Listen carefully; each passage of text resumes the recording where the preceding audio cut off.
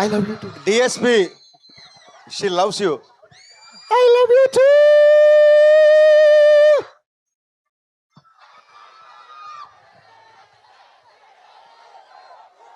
Good evening.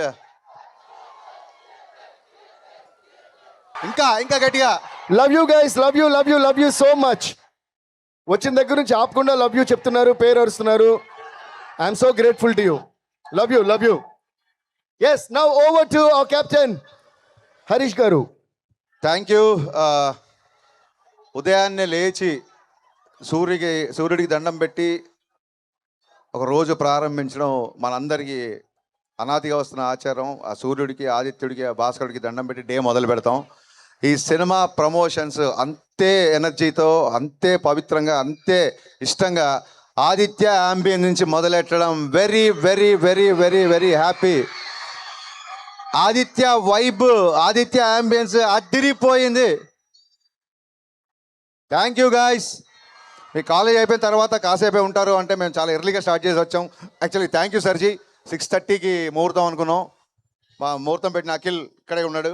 ముహూర్తం 6:30 కంటే ఆ టైంకి స్టార్ట్ చేసి వచ్చింది. And you made it. Thank you so much. మీరు ఆల్రెడీ వచ్చారు, సాంగ్ మధ్యలో డిస్టర్బ్ చేయకూడదని రాలేదు.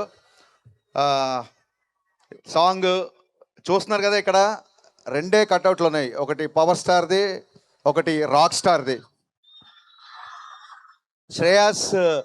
శ్రేయాస్ మీడియాస్ వాళ్ళు మాకు ఫోన్ చేసి నవీన్ గారి ఫొటోసు, రవి గారి ఫొటోసు, మీ ఫొటోస్ పంపించండి, మీకు కట్అవుట్లు పెడతామన్నారు.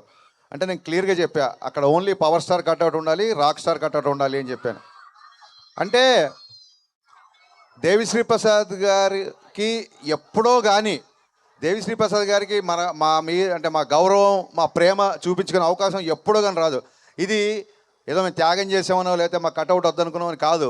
ఇలాంటి చిన్న చిన్న విషయాల్లో మా గ్రాటిట్యూడ్, మా రెస్పెక్ట్ డిఎస్పీకి చూపించడానికి మాత్రమే, ఇంకెవరికి కట్అవుట్ ఇక్కడ పెట్టలేదు. ఆయన నా సినిమాకి మ్యూజిక్ చేశాడనో లేకపోతే ఆయన స్టేజ్ మీద నేను చెప్పట్లేదు. ఆయన ఆనందం సినిమా చేస్తున్నప్పుడు నేను అసిస్టెంట్ డైరెక్టర్ కూడా కాదు. నేను ఆనందం సినిమా చూసి బయటకు వచ్చి లైఫ్లో ఎప్పుడైనా సరే ఈ మ్యూజిక్ డైరెక్టర్తో పనిచేస్తే చాలు దేవుడు అని దేవుడిని కోరుకున్నాను. దేవుడు ఒక్కసారి కాదు 3 సార్లు ఇచ్చాడు. ఇంకో 3 సార్లు ఇవ్వాలని మనస్ఫూర్తిగా కోరుకుంటున్నాను. అంటే ఇవాళ మ్యూజిక్ కాబట్టి ఆయన పొగటం కాదండి. డిఎస్పీ అనేది నాకు జస్ట్ మ్యూజిక్ డైరెక్టర్ కాదు, నా ఫ్రెండ్ కాదు, నా బ్రదర్ కాదు. ఆయన చెప్పినట్టు DSP is an emotion for me. DSP is an emotion for me. అంటే ఎలాంటి ఎమోషన్ అంటే, నిన్నటి వరకు అసిస్టెంట్ డైరెక్టర్గా ఉన్న ఒక వ్యక్తిని తన మ్యూజిక్తో ఓవర్ నైట్లో స్టార్ డైరెక్షన్ చేసే సత్తా ఉన్న ఏకైక మ్యూజిక్ డైరెక్టర్ డిఎస్పీ. ఈ విషయం ఆయనతో చాలాసార్లు చెప్పితే ఇలా అంటే, సర్జీ నాదేం లేదు, డైరెక్టర్ సిచ్యువేషన్ బట్టే పాట వస్తుంది, డైరెక్టర్ని బట్టే మ్యూజిక్ వస్తుంది అని చెప్పి తన కష్టాన్ని కూడా మా ఖాతాలోకి అవలీలగా వేసేసి అలా నవ్వుతూ వెళ్ళిపోతుంటాడు డిఎస్పీ. అందుకే డిఎస్పీ అంటే నాకు ఇష్టం, ప్రాణం. లిరిక్స్కి రిథమ్కి, బీట్కి, వాయిస్ అన్నీ క్లియర్గా వినిపించడానికి, ఒక పాట యొక్క సంపూర్ణ తత్వాన్ని మీకు ప్రజెంట్ చేయడంలో అంకిత భావంతో పనిచేసే one and only music director of this generation Devi Sri Prasad. సర్జీ పొగటం కాదు సర్జీ, తన గురించి తనకు తెలియదు. ఏదైనా చిన్న ట్యూన్ ఏదైనా యాడ్ చేయాలన్నా, సర్జీ ఇక్కడ ఒక ట్రంపెట్ వేద్దాం అనుకుంటున్నా, ఇక్కడ ఏదైనా తబలా అయినా అని చెప్తే ఫోన్ చేస్తాడు. ఏంటంటే సర్జీ అసలు మీరు పర్మిషన్ అడుగుతారు ఏంటి, మీరు India's number 1 music director, Pushpa 2 తర్వాత 5 బిలియన్ వ్యూస్ 5 బిలియన్ అంటే ఇంప్రెషన్స్ ఉన్న ఆల్బమ్ చేసిన వ్యక్తి ఇక్కడ ఇది యాడ్ చేయొచ్చా, అక్కడ చేయొచ్చా అని చెప్పి మళ్ళీ ఫస్ట్ సినిమాకి పనిచేసినట్టు పనిచేస్తుంటే ఆ వ్యక్తికి సాష్టాంగ నమస్కారం చేయకుండా ఇంకేం చేయగలుగుతాం. సర్జీ I love you so much. ఇంతకంటే మీ గురించి నాకు ఇంకా చాలా చెప్పాలని ఉంది. బట్ సర్జీ truly honored to be associated with you for the 3rd time and looking forward for many more times. Next ఈ సినిమా ఇందాక మీరు చూసిన సాంగ్ అంత గ్రాండ్గా రావడానికి కానీ, నేను అనుకున్న దానికంటే నాకు ఎక్కువ ఇచ్చే నిర్మాతలు మా నవీన్ ఎర్నేని గారు, రవిశంకర్ గారు.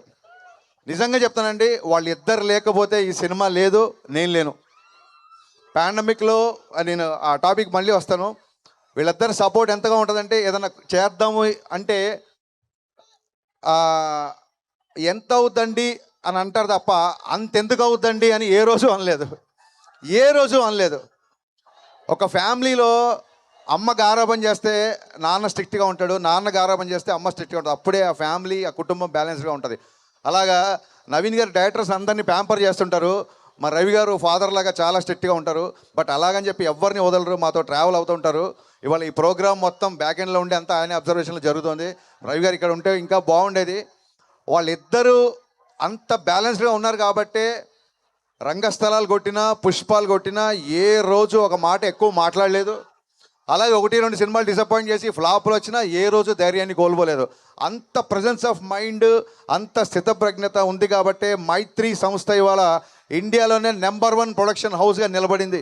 సార్ నవీన్ గారు, మీ బ్యానర్లో పనిచేయడం నాకే కాదు ఏ డైరెక్టర్కైనా మైత్రి మూవీస్లో పనిచేయడం అనేది ఒక వరం.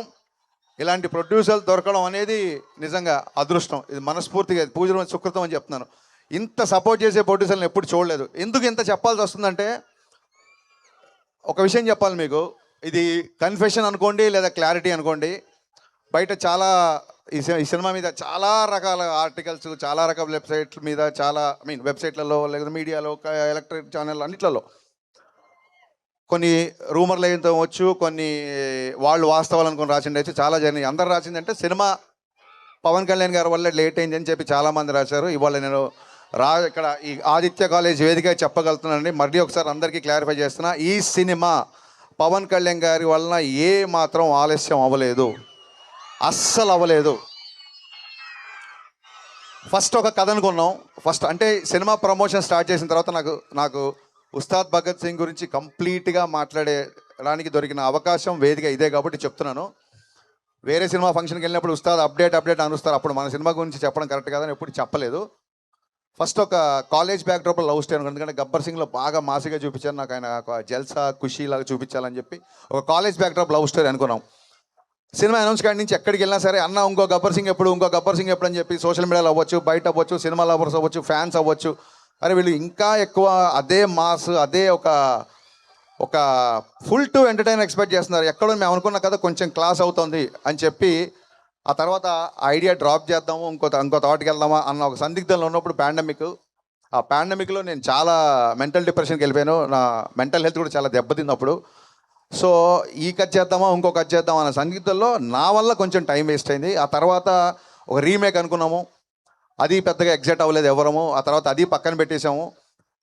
ఎందుకంటే ఆయన లైనప్స్ చూస్తుంటే కొన్ని క్లాస్ సినిమాలు ఉన్నాయి ఆయన చేస్తున్నప్పుడు, అప్పటికి ఆ సినిమాల అనౌన్స్మెంట్ కూడా వచ్చేసింది.